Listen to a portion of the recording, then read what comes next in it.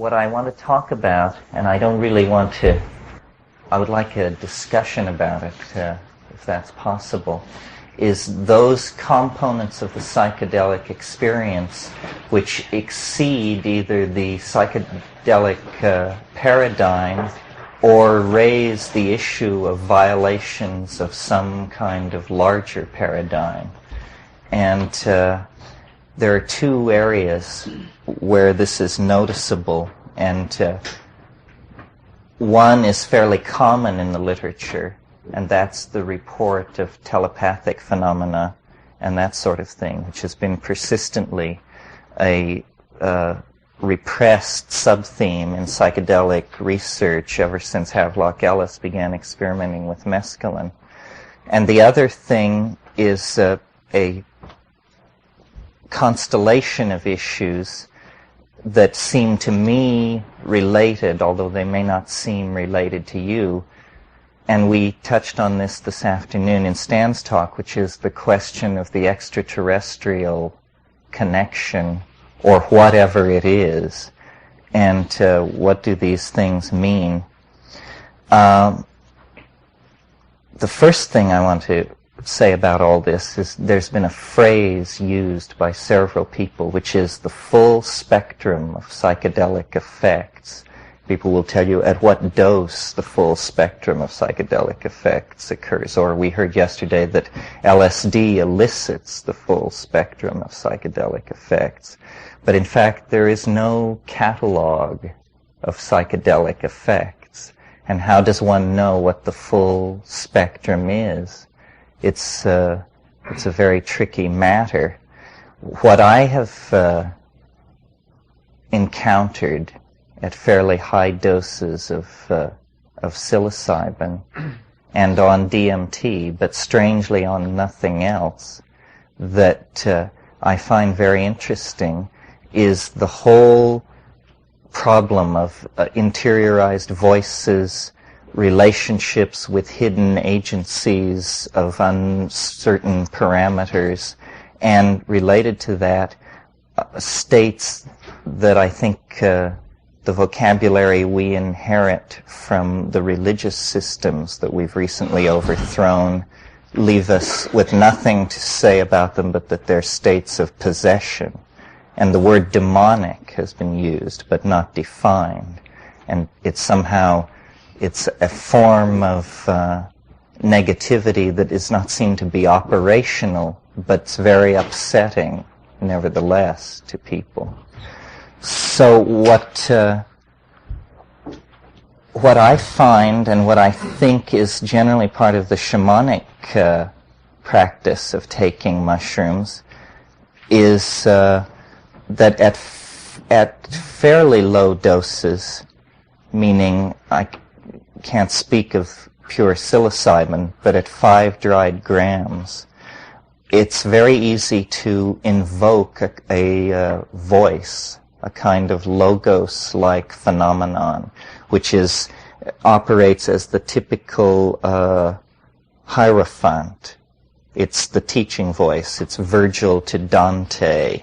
It's a very large and superior force which takes you by the hand and then narrates the various scenarios that you're conveyed through. And the trick, of course, is the trick that's such a conundrum of the literature of involvement with demons and devils, which is the trick is to get something out of it and get away clean.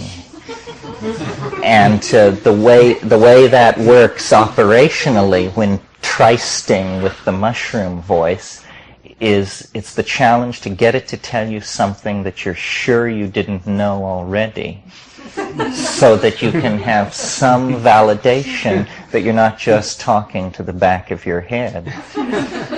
And though this sounds trivial at first, as you move into the dialogue with the other, it becomes apparent that it's going to be elusive.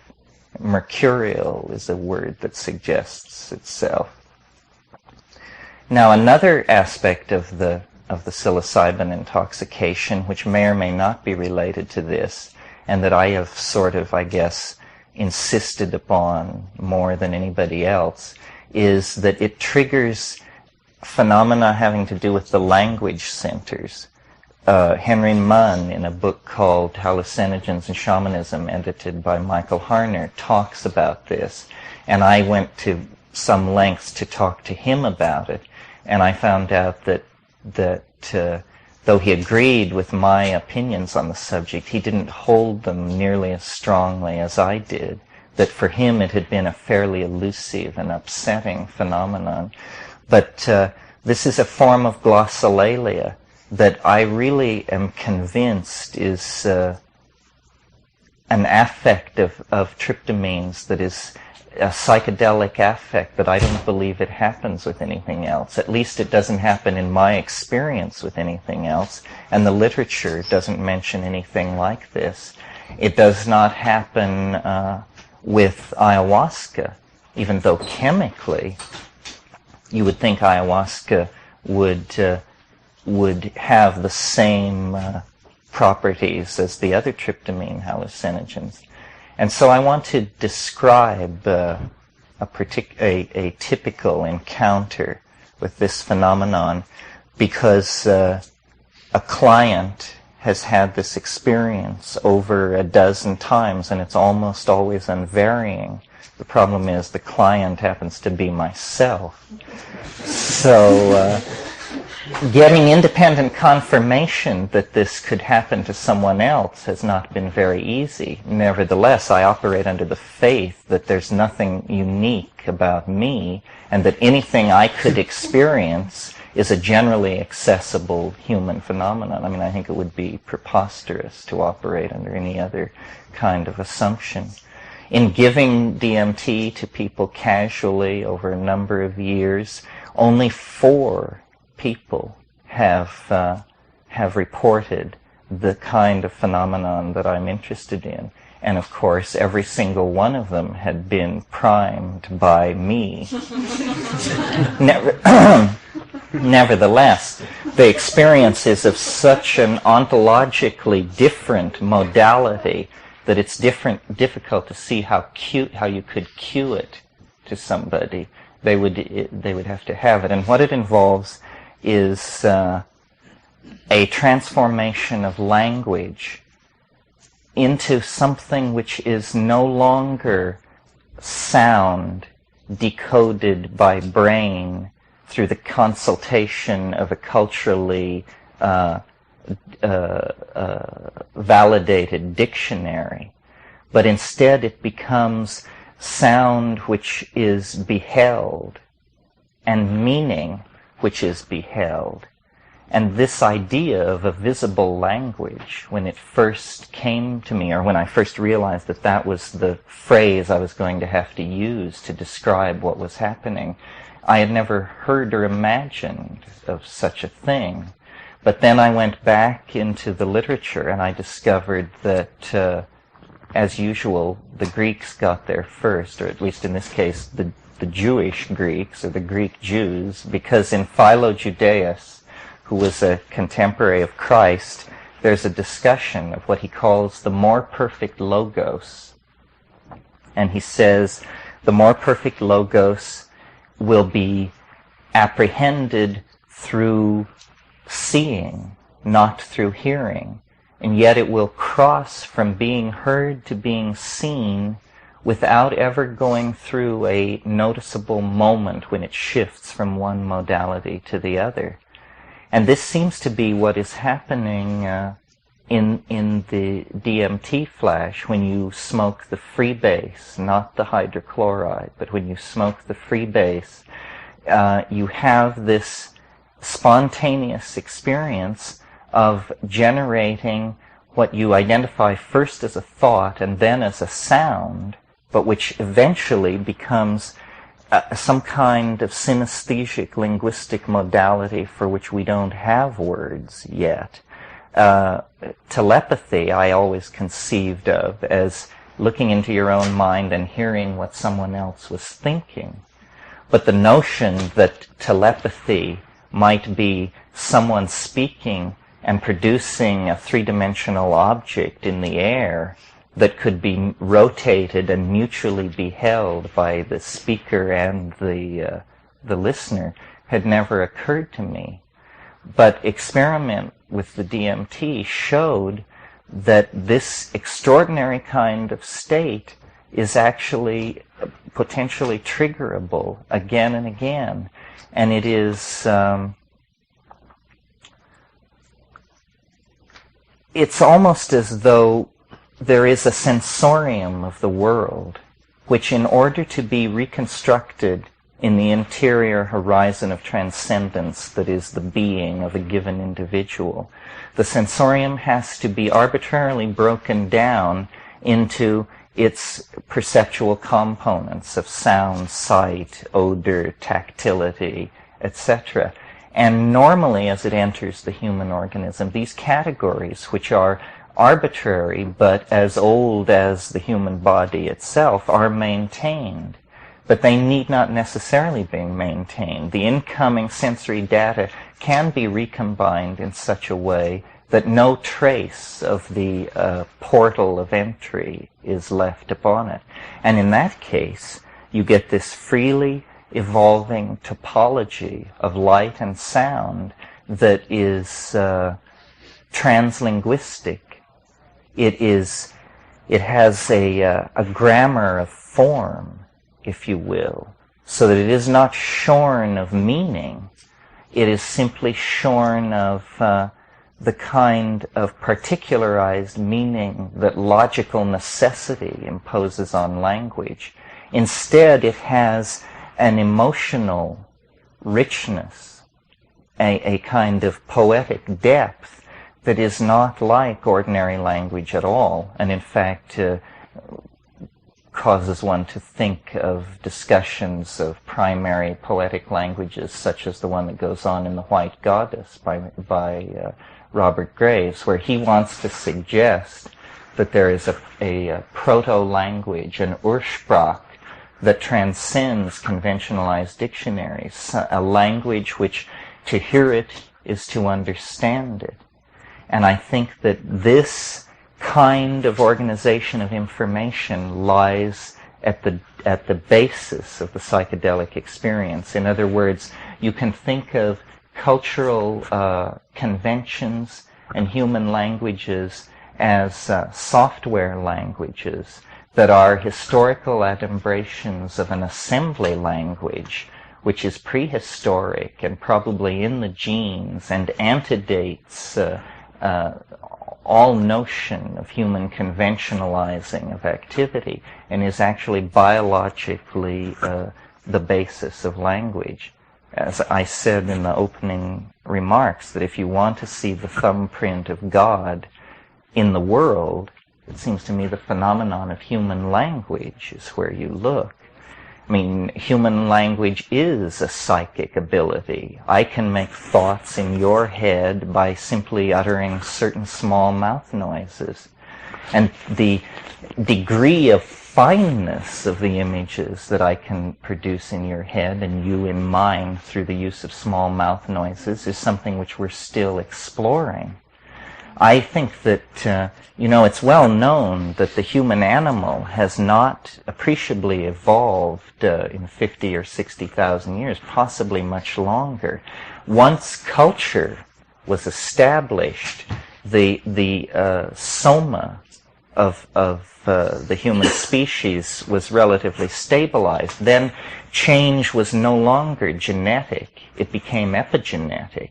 And you get, just as the stability sets in the animal form, you begin to get this fantastic proliferation of epigenetic change in the form of the evolution of culture, languages, alphabets. It all seems to be related somehow to the encoding of information. And the psychedelic state also seems to be about the revelation of kinds of information which are normally either not efficacious or unavailable for other reasons. And it is not that culture is evolving, The evolution of culture is an epiphenomenon attendant upon the evolution of language. Language is the part of man which is evolving. Culture carries along. At the present moment, we are able to speak 21st century ideas to each other, but our culture is carrying along at about the 1950s level. Nevertheless, it seems to me that this thing which psilocybin does to the language-producing part of the brain is not then some mere affect, some trivial affect of an obscure hallucinogen on a peripheral part of the brain. It means that it is, in fact, a catalyst for evolution, because it is a catalyst for the evolution of language. We are not going to move into the future until we create that future through language. And the hardest thing to cause to change is language. It has an immense inertia because it is so unself-reflective of itself. And this is what we need to inject into it, is an element of self-reflection so that the evolution of language can become more conscious and less random. Because it's the non-randomizing of the evolution of language that will give us a real hold on the kinds of social modalities that we want to produce in the future. Now, I don't know if the tryptamine-induced glossolalia will have a major role to play in that. It may be simply one of the many promising scintillas or sparks thrown off by the psychedelic experience that invites exploration. But certainly all of these things, the chanting, the glossolalia, the inner discourses with alien forces, the self-examination of one's own motives, all of these things are linguistic activities and go on in the context of linguistic action. It seems to me that what these drugs synergize is cognitive activities of all sorts. This is why originally they were called consciousness-expanding drugs. And this synergy of cognitive activity has to be taken very, very seriously, because it's having a massive effect on our society. As individuals, we tend to concentrate on the 6 to 12 hours following the ingestion of a given drug. But the real impact is a societal impact that is spread out over decades. And I don't think that there's any question at all but what the best part of the social program of the LSD reformers of the 60s has been enacted in large measure. It's simply that it's at a profane level, not pleasing to the purist. But I believe that people have deeper and subtler senses of humor. I think people have more refined aesthetic sensitivity. I think people have a greater sensitivity to the mysteries of human interaction, simply because so much LSD was taken in the 60s. And these are permanent changes that will not be wiped out. Our language is largely in the place where it was left by about 1969. But from the period of 1959 to 69, dozens of concepts and notions, ego trip, bummer, flashback, rupture of plane, all of these terms were invented that allowed a handle on the experience.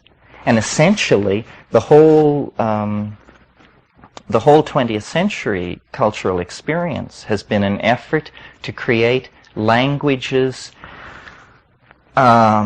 sufficient power to give descriptions of the internal transcendence of being as we experienced it in the present at hand. And Stan touched on this afternoon. The Freudian interest in the repression of desire and the placement of the critical period in childhood, in other words, out of the present, but still within the context of the life of the experient. And then Jung trying to say, well, it's that, but it's more than that, and bringing in the notion of a collective unconscious. But it isn't that these guys were describing the unconscious or limiting or delineating the unconscious. It was that they were going through linguistic forms of metamorphosis in an attempt to describe what was a black box, which essentially I think still eludes them, because though the Jungian model was fairly satisfying, I think, by, we'll say, the middle 40s, it was just at that time that then these psychedelic agents began coming on, and what they show is that if we keep the Freudian term, the unconscious, then huge portions of the unconscious seem to have very little to do with human beings, individually or collectively, and that large portions of the unconscious present themselves more like a topological manifold, in other words, more like a place that is no more interested in the traumas or repressed wish fulfillment of human beings than boulders, wildflowers, and waterfalls are interested in these things. In other words, the unconscious began to take on the character of a dimension rather than a repository of energy. It seemed to be instead something deployed spatially that could be entered into. And immediately, of course, the literatures and traditions and mythologies of the world were searched, and we discovered, yes, shamanism. There is a tradition of a therapeutic practitioner who, in order to cure his patient or himself, goes to a place. And then there are many descriptions. It's either an ascent through cosmic levels or a descent into an inferno or into the center of the earth or into a cavern. But the stress was on the spatial metaphor, that it was a place. And I think that the psychedelics are beginning to confirm this in a way that's very hard for us to assimilate. In other words, it seems as though the science fiction metaphor of another dimension is actually in some ways more applicable than these reductionist models which wanted to say, well, it's a representation of a certain symptomatology, or it's a representation of a certain past event system. It doesn't seem to be like that. And it raises questions about the relationship of the mind to the body, which I talked about the first night, that are very interesting. One of the things, again, that Stan touched on this afternoon was what he called synchronistic events attendant upon taking psychedelic drugs. And this means that you take a psychedelic drug and then someone you've been thinking of who lives far away shows up at your doorstep. This kind of thing. Jung, the word synchronicity was coined by Jung, and it means a meaningful coincidence. But I think it was P.D. Bridgman who said that a coincidence is what you have left over when you apply a bad theory. And there can be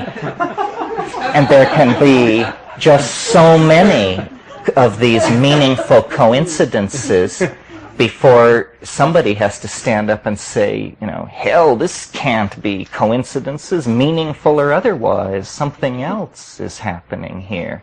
And on psilocybin, and I think it's, based on anecdotal material, but I think it's generally true of other psychedelics in varying degrees, the synchronistic component is more like a poltergeist phenomenon. It's as though there are small eddies of autonomous psychic energy that disturb the periphery of awareness. It's the rats in the wall phenomenon. The scratchings, the rustlings, fire flarings need to be studied. The phenomenon of people lying on floors silent for hours and then sitting up at the very moment that the fire flares, the window blows open, the baby cries, almost as though there are waves of compression, of coincidence, connectedness. What is it? I'm not sure. Coincidence control. Something like that, that move through a modality. So all of these things suggest that that actually we don't know what we're doing with psychedelics. That because things that you put into your mouth that are not foods must necessarily be medicines, we have assigned these things to our doctors to explain to us. And I noticed in the first talk this afternoon, it was said, well, there's the schizotoxin, the theory that, the psychotomimetic theory. Then there's also the theory that these things induce religious experiences. But so did the psychiatrists who figured this out immediately step aside and make room for priests? Or what was the conclusion of that model of how it should be done? So I don't think they are, I think it's odd that our reaction to them was to immediately say, well, if you're dying of cancer, we'll give it to you. If you're seriously neurotic, you can be put on the waiting list. Everybody else hit the streets if you're interested. There is this notion, that what we all experience is mental health, and certainly doesn't require any drug intervention because it in fact is normality. But Jung and others have had, the idea of an open-ended process, that there is an unlimited potential for understanding and for coming to terms with being in the world and for opening up to other people. And I think that it would be very interesting to take the approach that these things should be restricted to people of proven exceptional ability.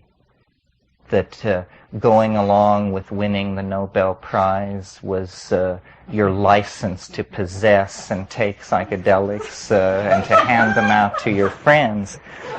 It's interesting that when this was all being hashed out at the very beginning, it was Aldous Huxley's notion that this is how it should be done. He said, engineers, artists, diplomats, administrators, people must be exposed to these things. And then somewhere along the line, I think personalities arose with messianic tendencies, and the notion became that you would count success in millions of followers rather than in the quality of the people who were taking it. And that proved, a sad thing, because the society in which that conception arose had a demographic bulge in the 12 to 30-year-old group, and it just all ended rather badly. So, as I said at the beginning, there's no conclusion about all of this stuff. It is the frontier. There is a very large frontier. We're very fond of the notion of an ever-expanding sphere of understanding. But has anyone stopped to notice that if you have an ever-expanding sphere of understanding, necessarily the surface volume of the frontier of the unknown becomes larger and larger. So, it's like building a bonfire bigger and bigger to convince yourself that there's an awful lot of darkness. So I think,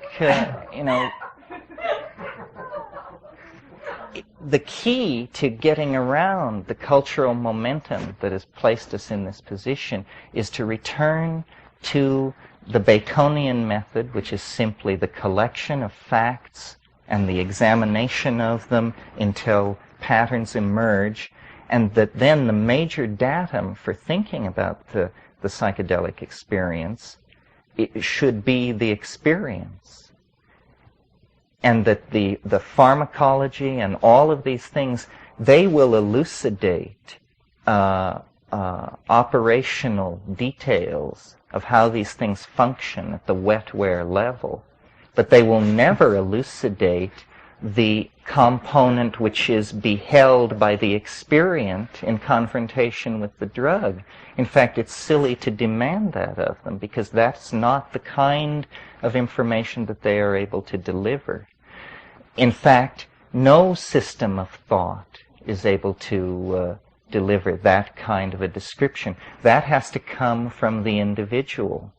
And that's why I am fond of speaking of these things as deconditioning agents, because what they show you is that, you know, each man, each woman, their own Magellan.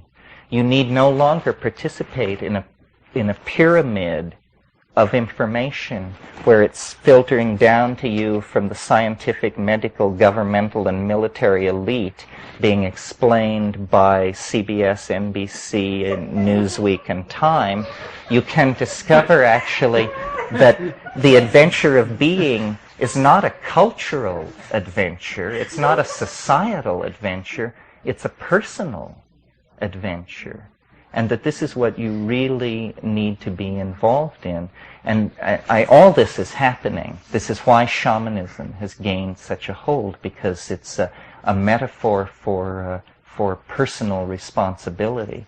And I think we all take personal responsibility for the evolution of our worldview. Psychedelic people, I'm referring to, take responsibility for the evolution of their worldviews. But still, we operate under the shadow of what's right to say about it and what's not right to say about it. For instance, the UFO thing is a cultural taboo and not believed in by nice, intellectually nice people. It's more the province of telephone line repairmen and that sort of slice. But the fact of the matter is that no matter how much it may discomfort drug researchers and UFO people, because each is struggling to gain respectability in an inherently dubious field, but actually, you know, I think there would be a fertile advance made if these two groups could talk to each other. Some people hearing me say that must wonder what in the world I'm talking about. How can a problem of unidentified aircraft be related to the phenomenology of the psychedelic experience? But you see, it isn't so much a problem of unidentified aircraft. It's a problem of not recognizing that the entire spectrum of existence is embedded in a linguistic model that is created by the workings of minds, and that mind is an imponderable, and yet it's set at the beginning of the equation. In 1978, a spectacular daylight meteorite crossed the United States from east to west. Required about 35 seconds for it to go from one side of the country to the other. There was no warning that this thing would occur. And in the 35 seconds that it was over the continental United States, thousands and thousands of people saw it. But we got 32 very good photographs of it from different points along the ground, 2 movies of it from 2 different points along its pathway, and it was very well documented. UFOs have been visiting people and appearing all over the world for 30 years, and the hardware faction can't come up with anything. So it seems clear to me that what we're dealing with is a kind of mass psychic phenomenon of some sort. And it's very interesting that one of the anecdotal things in circulation about psychedelics is that they are actually catalysts for this kind of thing. And what this means is not clear, but it should certainly be investigated. I mean, if there's a chemical agent which can repeatedly trigger a phenomenon that bizarre, it should be looked at. Jung very early suggested in a book called Flying Saucers, a myth, a modern myth of things seen in the sky that he published in 1948, that it was in fact a projection of the mass psyche, that it was assimilable to the goals of alchemical transubstantiation. He called it the rotunda, the scintilla, the spark, the spinning thing. And it's all these things, but it is the clue that we are somehow trapped inside some kind of artifice, that the world that we're inside of is much more like a work of art than it is like the smooth-running mechanistic machine that Newtonian science describes. That description works very well for all low-grade phenomena, up to about the level of the weather. But from there on, the notion that the world is simply, probabilistic processes following these various creodes of least resistance becomes very untenable, because each of us, in our experience of being, lives in a highly theatrical world. And what I mean by that is that you can see a woman at a great distance from you, in class, in opportunity, all of these things, and you fall in love with this woman, and it's hopeless. But of course, as we all know, it's also inevitable. And that inevitability totally violates physics, because it really is hopeless. How is it then that each of our lives is a work of art, of unbelievable chance encounters, coincidences, and wishes projected onto the world but never spoken and strangely fulfilled in the oddest ways? I think that it's because the world is made of language, and that if the Eastern conception that the universe is mind has any operational impact in the world, it will be through conceiving of mind as the underlying, self-aware, self-active, world-forming grammar of being.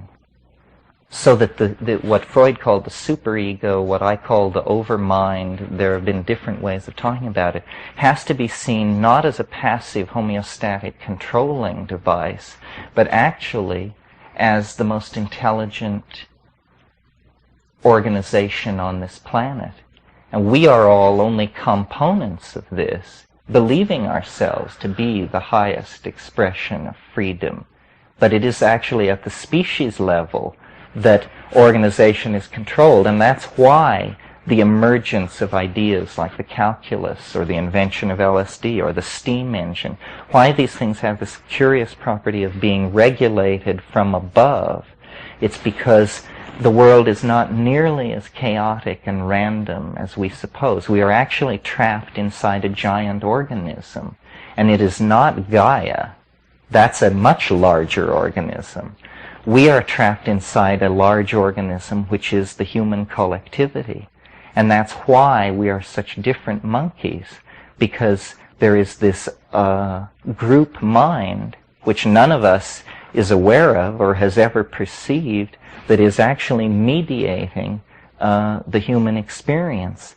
And it is no more apprehendable to us than the group mind of an anthill is apprehendable to us. It can't be seen.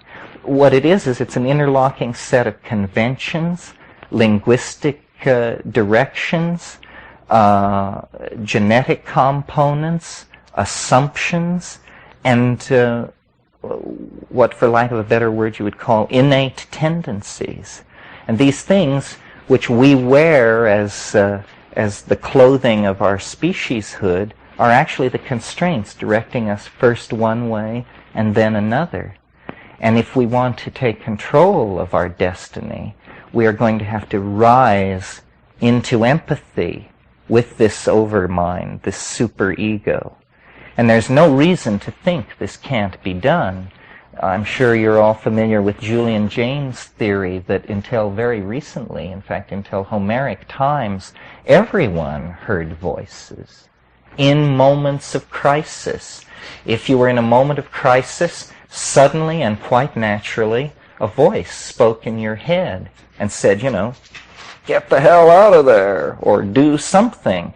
And everyone understood that this was God, or the king, or the dead king. It depended on where you located in the Middle East. But there were people who traded between these various locations. And the first cynics is what they were, because they noticed that over at God spoke to everybody. But down at Nineveh, it was the dead king who everybody heard in their head. And this logical discrepancy cast doubt, and they became the first people to not hear the voice, but to assimilate it. And this is what we call the ego. It is what we experience as the self. Something which 2,000 years ago was a god, which only intervened in human affairs to save lives and give heavy advice, has become for each of us the central focus through which we mediate our sensorium and project models of the world. So it is not, we are far more plastic than we realize. And I think what Stan was saying tonight about how the goal is to be in the, I forget the term, the hylolytic, the matter-oriented side of it, but to have this awareness, a complete awareness of the other side, so that you are simultaneously locked in Newtonian space-time and the parameters of the situation, and you are simultaneously liberated into a complete awareness of the other potential. And the way I recognize that state, and this may be idiosyncratic, but I can tell I'm in that state when, no matter what I'm doing and no matter where I go, I can see the earth hanging in space by simply referencing that image and discovering it present in my head in a way that is not like a thought or something artificially induced. It's a real modality that is present and accessible. And I think that means, you know, that you have enough of yourself committed to the overmind that you're operating in the light of it. And then many consequences flow from that that are efficacious at the personal level. For instance, there's something which has been called the Tao of the ancestors. What that means, I think, is simply that for each one of us, there is a way to do the things we must do that is the most energy efficient way to do it. And I'm talking about opening a door, picking up a fork. The best way to do it is to follow the creed that is the Tao of the ancestors, to recognize that you are a genetic expression, a partial genetic expression of a gene pool which has received genetic expression at each generation in your family for thousands and thousands of generations, and that you are just the latest recension of this gene pool. Then you release the ego and you act with this awareness. These are psychedelically induced states of being that I think make it easier to live in the world. And how many of them are there? Who knows? For instance, under the influence of psilocybin in the Amazon, I noticed what I am completely convinced is an atrophied human ability. It's a very simple ability, but we have lost it. It's the ability to know how to walk from point A to point B, not following the shortest distance, but following automatically the path of least resistance, so that you don't go down into valleys and then climb hills. You automatically stay on ridges, even though you take more circuitous paths to your goal. And I could feel this sense working. It was just like a part of the dashboard that had previously been covered up was uncovered. Here was a human sense, which we don't particularly need because we've erected linear cities where the path of least resistance usually is a straight line. But you can imagine people in rugged country, this is a sense which would confer great survival adaptability and be tremendously important.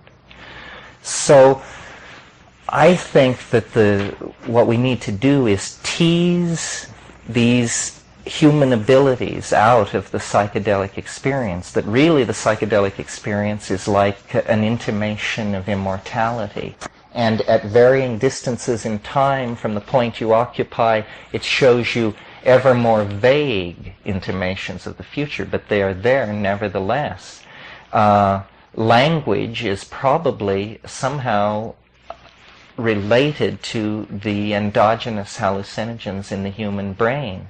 The evolution of culture is probably related to these things. It's been suggested that DMT in the brain is mediating what we experience as attention, that when you look and look hard, something is happening in the brain having to do with DMT, that it mediates awareness in a very moment-to-moment way. The future evolution of mankind is going to be based on these states. But the last point I want to make is one about how evolution occurs.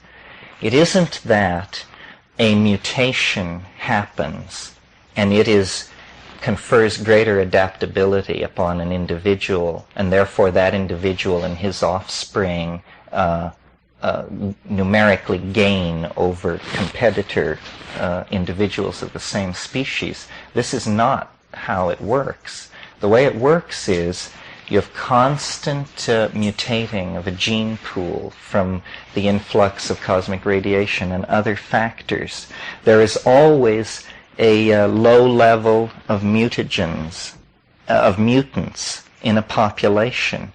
But they are of no consequence as long as the selective parameters remain the same. But when the selective parameters change suddenly, these individuals who were previously masked in the general population, the selective advantage that they have now comes immediately to the fore, and they act very quickly and critically to send the evolution of a given species off in a different direction. This is why the fossil record progresses in fits and starts, because sudden shifts of environment cause the apparent emergence of new types. It isn't that they cause it, it's that the new types were always there, but not with any advantage. It's that the new situation has conferred a sudden advantage on them, and they are moving then into positions of dominance in the population or the society, if we're talking about human beings. I think that the psychedelic experience is like that at the present level. It has conferred, there is a population of different people in the general population. And as conditions change, these people will be seen to have adaptive advantages without being metaphysical about it. An obvious adaptive advantage is what I call the deconditioning effect. That we live in a jungle of propaganda. You know, buy this, believe this, wear this. If you have a symbiotic relationship with a deconditioning agent, you're much more likely to thread your way through that with your soul and your bank account intact. So this is one way of thinking of it. That what the psychedelics really do, I think, is release us from cultural machinery and put you right up against the human essence and say you no longer have to pretend that you're Scotch-Irish or Witoto or Jewish. You can actually explore the human modality independent of the inertia of these exterior labels. And so it places responsibility It raises questions of validity, existential honesty with oneself, and I think it promotes the moral life, which I don't think happens if you buy deeply into myths of the tribe, if you're a devoted practitioner of Marxism, fascism, capitalism. I don't think these things will lead you to the moral life, because they are not, they don't arise out of experience. Experience is everything. These are drugs of experience. It's very important to take the moment seriously, reincarnation and all these things aside. What if this were your unique opportunity to unravel it all and not be caught in dissolution? Because I think that there is a potential for immortality, but it isn't assured. It is something which comes to the courageous. And somehow in the historical experience, we've gotten the idea through Orthodox religions that salvation comes to the subservient. And this is totally wrong. It is more like the Greek ideal of the hero, that if you are heroic enough, once you're dead, you'll be a god. And I think this is what these things summon us all to. And the thing to look at are the things which don't fit any paradigm, the anomalies, the paranormal things, the self-transforming elf machines, the UFOs, all of these things. What? You didn't tell the story, the UFO story. Oh, which UFO story? Why not? Well, I don't know. It has to do with this whole thing. See, the alien is an archetype, as well as whatever else it may be. I mean, if aliens didn't exist or don't exist, we would still invent them, because it's the other. You know, I've made the metaphor that we have arrived at some kind of collective puberty, where we now are fascinated by the notion of a non-human partner.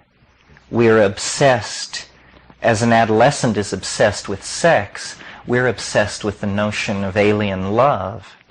We want this, and yet we have all the feelings about it that an adolescent brings to the early sexual experiences. It seems like an abyss, a devouring, a kind of giving up, impossible. And yet our historical development has led us to the place where we now realize this is possible. It's like finding out the facts of life. The facts of life are that there could be a girl next door. And now, who's an alien, of course. What other kind of girl next door could it be? So then, there's a girl next door. And so it's not all the talk about the wonderful technical benefits that we would reap and all this, and is obviously, it isn't that. It's an erotic fascination with the notion of the other that drives us. And perhaps this is why in the psychedelic experience the alien emerges so fully and completely, because it is a repressed notion.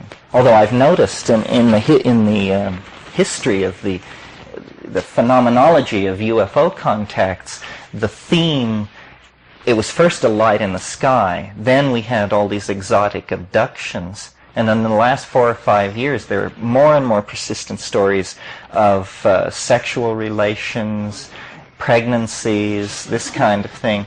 Well, this obviously means that, you know, we're growing up, we're getting older, the pressure is on to come to terms with how this thing is going to present itself. Yes. So, you know, it's hardly respectable to say these things anywhere. I mean, fortunately, I work for a living, so I can say these things. But the amount of anecdotal material that would come pouring forth if these things were stressed, I think, would shock everyone. And somehow it has to be taken out, and this is a really sensitive issue that it is very hard to talk about. How can such a screwy notion be taken out of the hands of squirrels? In other words, we have no shortage of people assuring us that aliens of all sorts are channeling left, channeling right, this, that, the other thing. How the problem is the reverse of the problem in radiotelescopy, where they search the skies and get nothing. Our problem is just a cacophony of hysterical claim-making. Where do you begin? You know, the Urantia book, you got the Nine, you've got all kinds, and this is not a new phenomenon. It's, well, you could choose your point, but certainly since the onset of Theosophy and Alice Bailey's school, and there's been a lot of channeling in the 20th century. So the problem is one of filters. Which aliens do you believe, and how do you tell garbage from the real thing? And I think this is a problem for information theorists. It's a poker playing problem, essentially, and shouldn't be difficult to solve if we apply ourselves to it. It's just that for us, the notion of a dialogue with an interior other is psychopathy. So we're very leery of that, or we're very something of that.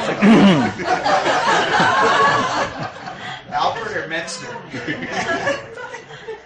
Anyway, I noticed that Sasha, when he described the phenomenology of psilocybin, didn't say a thing about self-transforming elf machines or whispered messages from gods and demons. He did mention demons.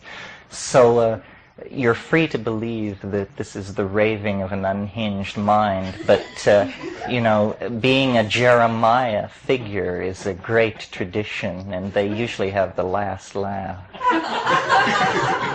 Are there any questions? That's the story.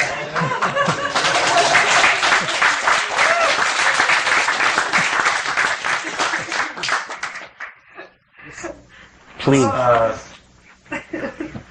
Sort of psilocybin glossolalia that's not any words that are in any cultures right now, but that has meaning for you. Yes. Have you ever heard of, or have you yourself communicated with another person in this language? You mean while I was loaded and they were loaded? Yeah. Yes. And both of you have had this experience of shared meaning? Yes, but see, how can we check since English won't flow back and forth? No, I take your word. If you both experienced shared meaning and confirmed it, that's about as far as you could go. I think so.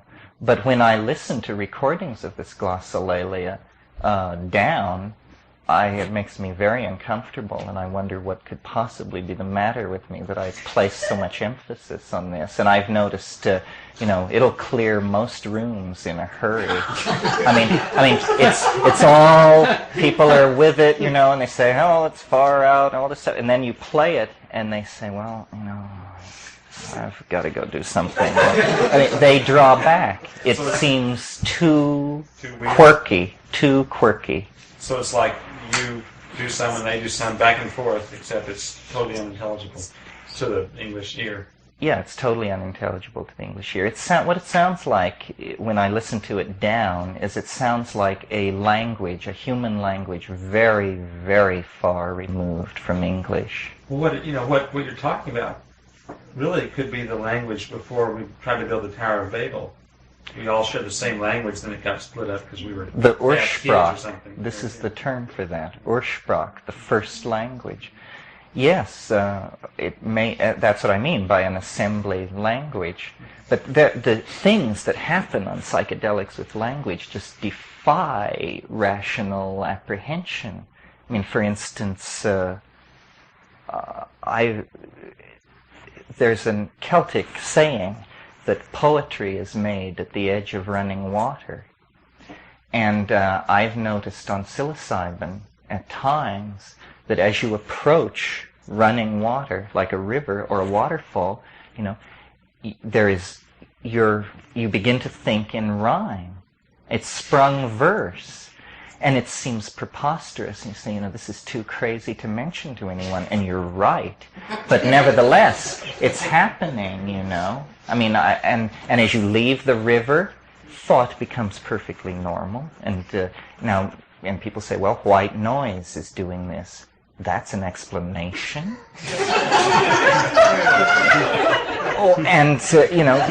Or you look at historical phenomena. Muhammad, it turns out, spoke in verse.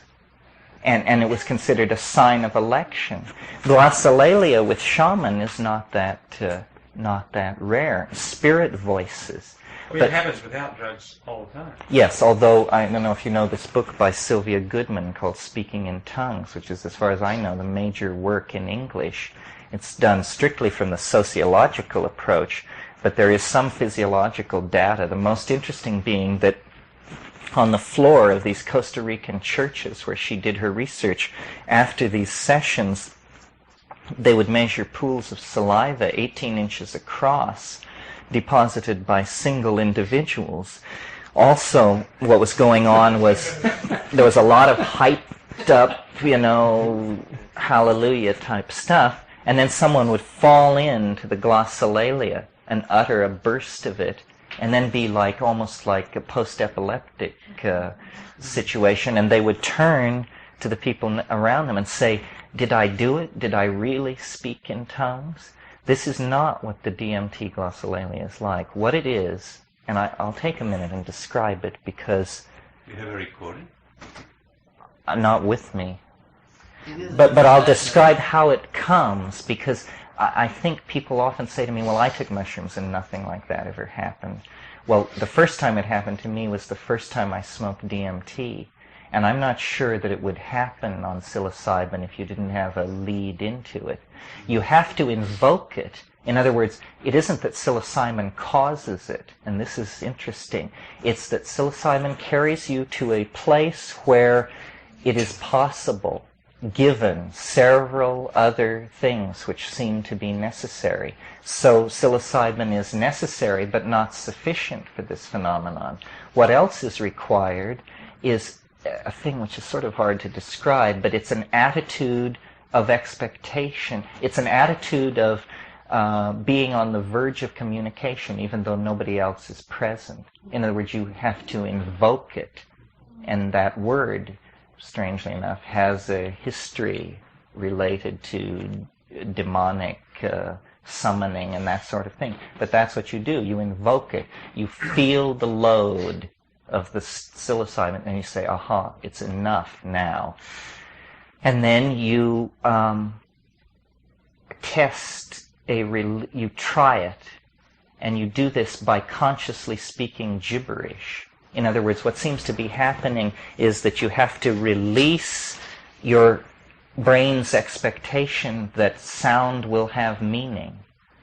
Because when we all speak, the words have a meaning attached to them, or else there's something wrong with you. But if you will speak gibberish for a moment, just for a moment, it's like priming the pump. And the break then is made with whatever connects language to meaning, and language begins to flower and to take off and to develop these abstract modalities that are free of association, but that are obviously highly ordered and grammatical and going through complicated, it's like a sonata. And in fact, it's led me to suggest that probably language existed thousands and thousands of years before meaning. That this is what monkeys, these evolving monkeys on the brink of self-reflection, did for each other as a form of entertainment. It's not as much of an energy drain as chanting and singing. You just carry it on at a conversational level, but it's word music that very, very fine nuances of the stuff it's manipulating, which is not meaning, but whatever it is, this topological manifold, very fine nuances can be imparted to it by these small mouth noises. And is it anything like what babies who are about to learn to speak do? They carry on these things, and it sounds like a language that you just don't understand. There's all this inflection, and it sounds very intelligent if you could just kind of catch it. It's like that. It is very close to actual language. It's like that, only more so. Only more complex. Like one of the things that seems to be going on is there seems to be more phonemes than are actually in any human language. I mean, isn't it that there are 52 phonemes and no language known has more than 41 or something like that?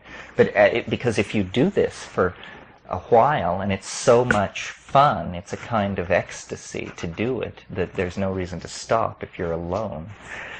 After you've done it for an hour or so, your face, your mouth, is just hanging down to your waist. I mean, it's like you've just done something to the whole front of your head, and all the musculature has dissolved because you've been making all these sounds that you never make.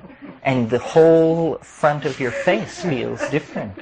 So every language has a set of coded mouth positions which are expected and easily facilitated through use. It's easier if there's somebody else there to hear it. No, there's rarely somebody there to hear it when I do it. Well, I sometimes wish. Is it easier? In other words, because I got the impression that there was something about the attention, the listening of somebody else that facilitated it, the channeling through. Oh, I don't know. I mean, for instance, I'm very shy about it. I feel like it's a very personal thing to do, so that it's hard for me to do it in the presence of other people. But this is just perhaps my personality or my association with it. I think you're a better speaker in English since having these experiences. Yes, well, this is There's something. more fluidity that there are. You have developed. Your face and your expression. And Well, here's what I think it is. And Henry Munn made this point in his article. And I said earlier, that what we need is the evolution of language, and it's all about the evolution of language. Yes, it's a continuum. And as I guess it was here or it was somewhere recently, I said, it begins as clear thought. It moves into eloquence. It then becomes charismatic. At that point, if it goes any further, it will be called demonic possession, because it's happening too much. You're not supposed to be that compelling. You're not supposed to be that powerful a speaker. And if you stick with it past demonic possession, it becomes these objects. It actually crosses over and becomes the topological modality that I mentioned. Jill and I were talking in the baths the other night because she made her sounds down there, and I caught it at a certain angle visually, and I could see these things coming out of her mouth which looked like blue smoke. And I've seen this before. It looks like heat waves off a highway. And perhaps it's nothing more than heated air that's been in the lungs, heated by the body, has a different refractive index than the exterior air. It's probably expelled in a series of waves. And so if you have the light just right, what you see is a displacement of light, a flickering in the vicinity of the mouth.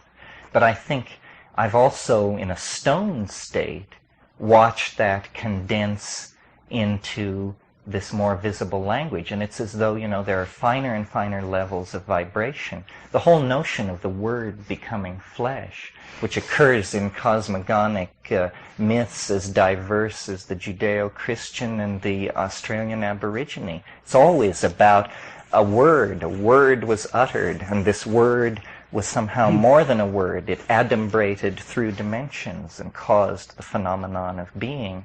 And this is the sort of thing that's happening. But to answer your question, yes, I think that I have verbal facility because I've taken so much of this drug. And maybe I had a tendency toward it at the beginning, being Irish and not given to hard work. But nevertheless, it definitely does this, and it does it temporarily. Like when you take psilocybin, if you actually try to do what we call raving, which is, a high-speed soliloquy, but the raving can just go anywhere, and is, if it's true that what we are creatures of information, then this is very interesting, that it synergizes this ability. Everything that we are doing is informational deployment. I mean, we take in raw materials and we excrete manufactured objects, which are essentially ideas. We take in air and we expel words. Everything we do is about stamping higher orders of information on unorganized lower forms of raw material.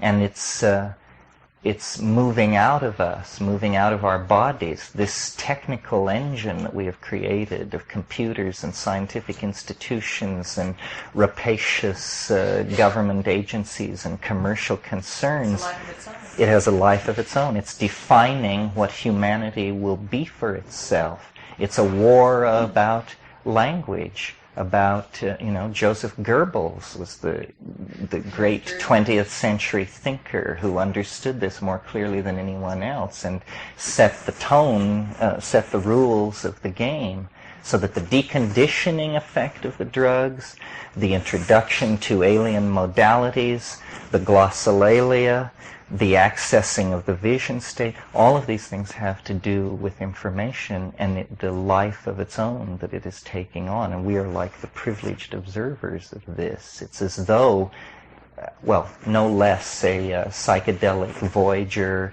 researcher, and bon vivant than William Burroughs said, English is a virus from outer space.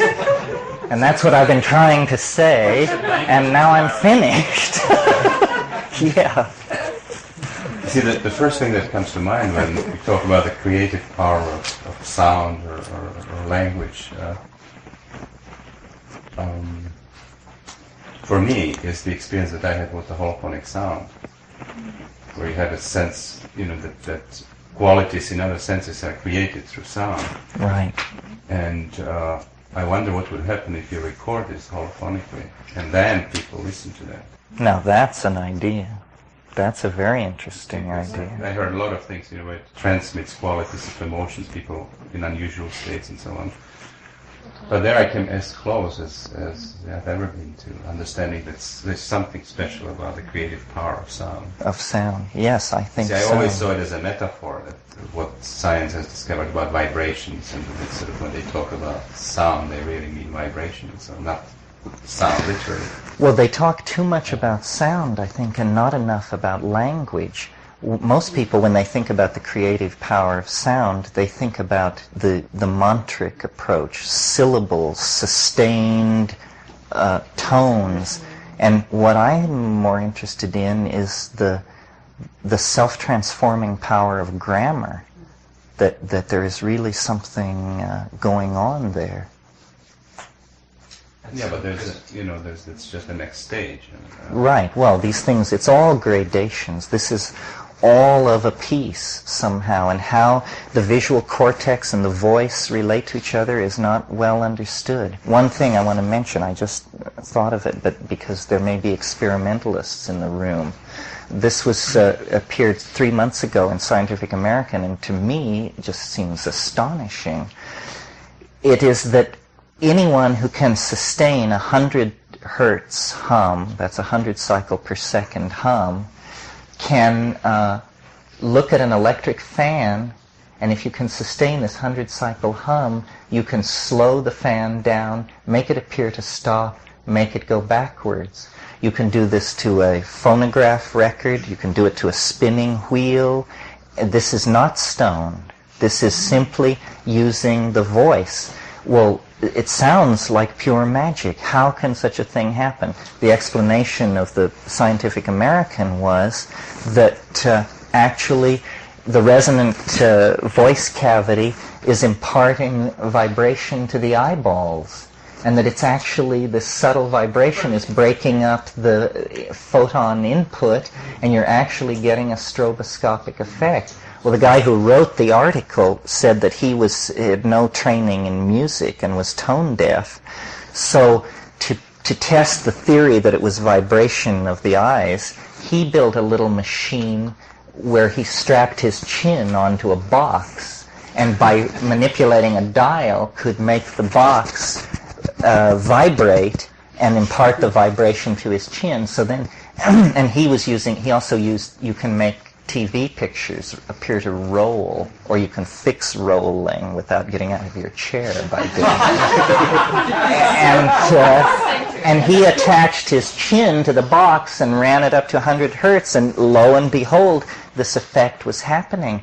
Well, imagine an Amazonian shaman being able to approach a waterfall or something like that and make the water stop or flow uphill. Things like this, with no technology except the human voice. How many things are there like that, you know?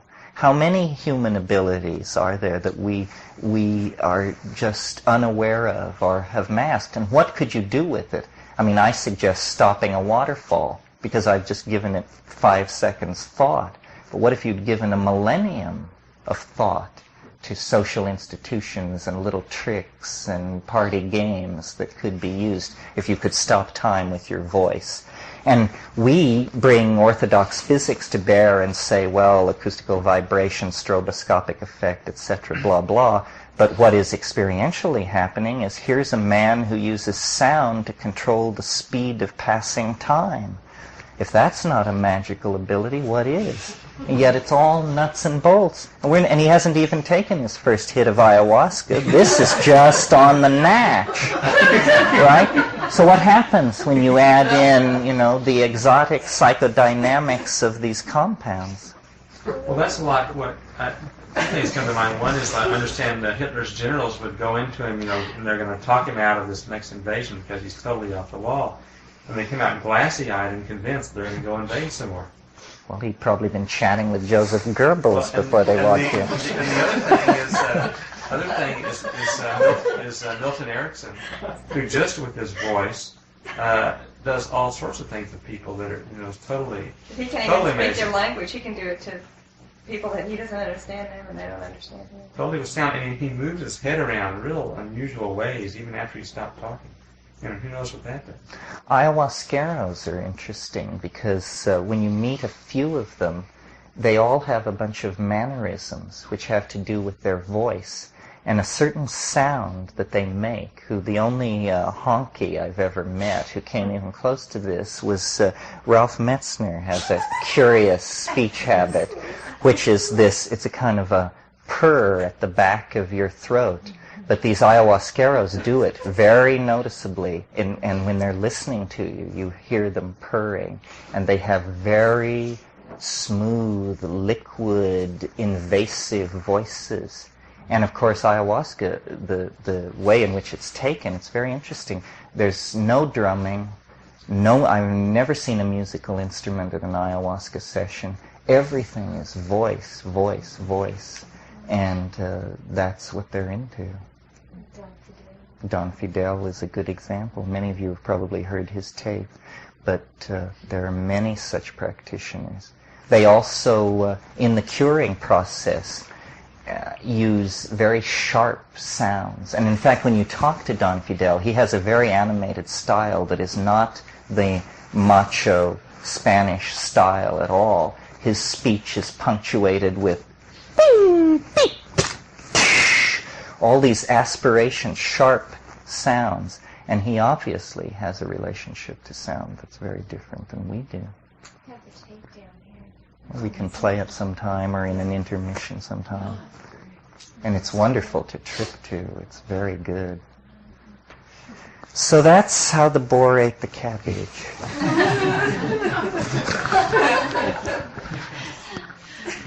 Thank you very much. Thank you, Terry. Thank you for your tolerance.